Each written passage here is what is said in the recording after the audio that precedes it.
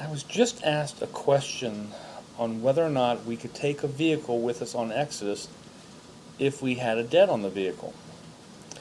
And the question was such a good question that I thought it almost needed a video.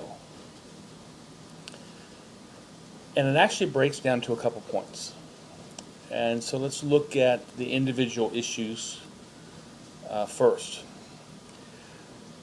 Because the vast majority of us are going to have either a house payment or a car payment when we leave.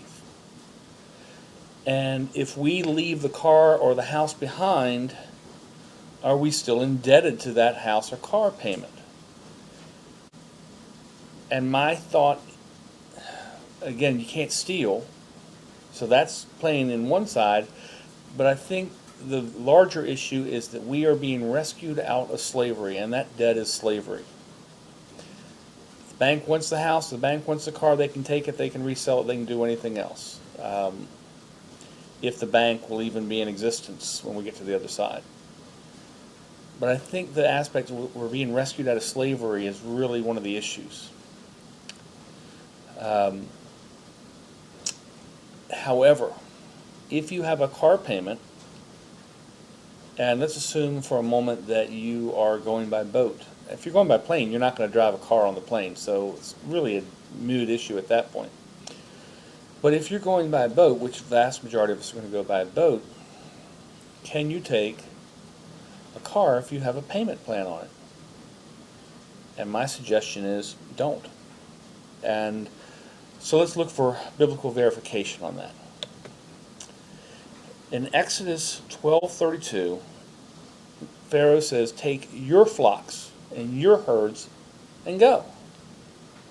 He didn't say take the things that we still own that you haven't paid for.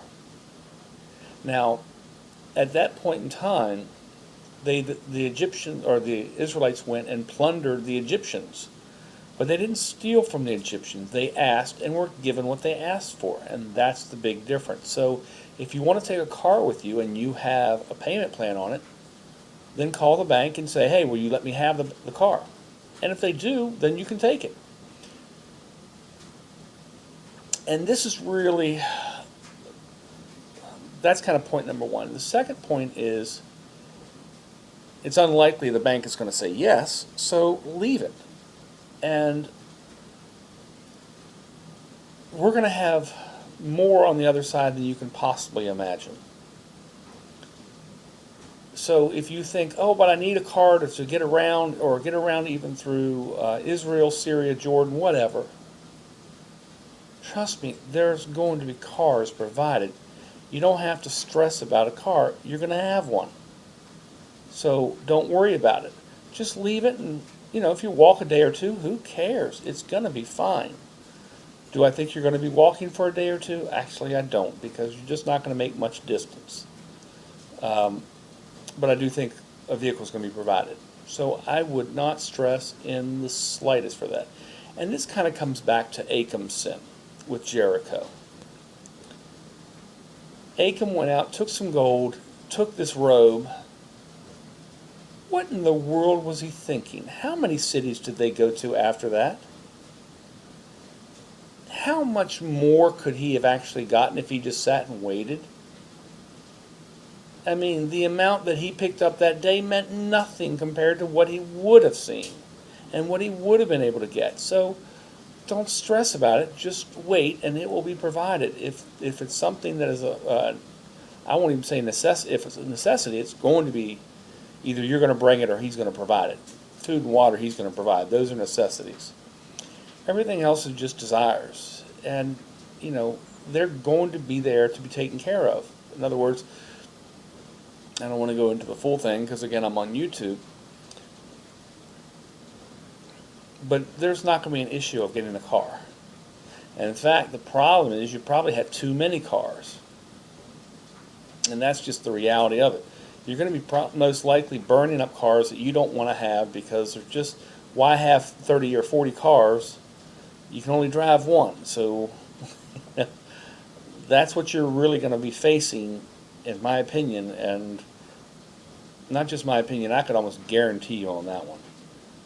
you're going to have more than you could possibly want as it pertains to cars on the other side. So don't stress about it. It'll come.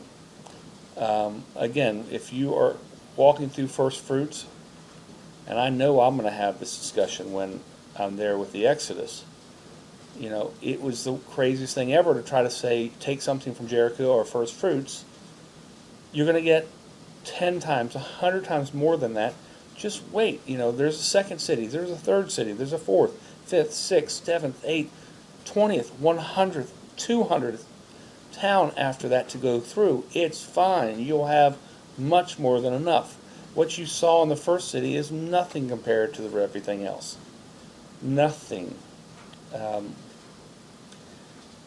You know, again, my belief is the first fruit city will be Aqaba, Jordan, which is a city of about 180,000 people, maybe 190,000 people.